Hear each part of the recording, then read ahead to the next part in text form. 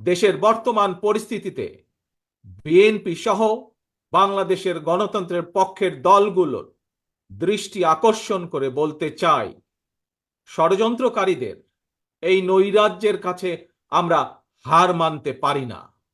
আমি বিশেষ করে এই মুহূর্তে দেশের সবচেয়ে বড় এবং জনপ্রিয় রাজনৈতিক দল হিসাবে সারা দেশে বিএনপির সর্বস্তরের নেতাকর্মীর প্রতি আহ্বান রেখে বলতে চাই, আপনারা যিনি যেখানে বসবাস করেন সেখানে আপনার বন্ধু কিংবা পাড়া প্রতিবেশী, তিনি মুসলমান, বৌদ্ধ, হিন্দু, খ্রিস্টান, ধর্মীয় পরিচয় যাই হোক না কেন, বিশ্বাস যাই হোক না কেন, তার নিরাপত্তায় আপনি ঢাল হিসাবে দাঁড়িয়ে দৃষ্টান্ত স্থাপন করুন।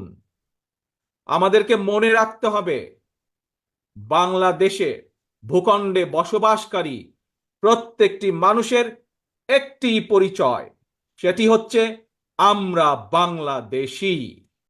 অস্থিতিশীলকারীদের আমি হুঁশিয়ার করে দিয়ে বলতে চাই, পুলিশ কিংবা ধর্মীয় সংখ্যালঘু জনগোষ্ঠী আজ থেকে, এই মুহূর্ত থেকে হামলা কিংবা নৈরাজ্য বন্ধ করুন।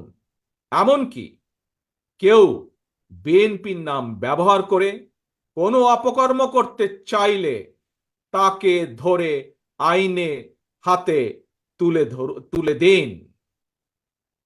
কোনো পুলিশের বিরুদ্ধে কোনো সুনির্দিষ্ট অভিযোগ থাকলে সংশ্লিষ্ট কর্তৃপক্ষের কাছে যথা নিয়মে অভিযোগ দায়ের করুন।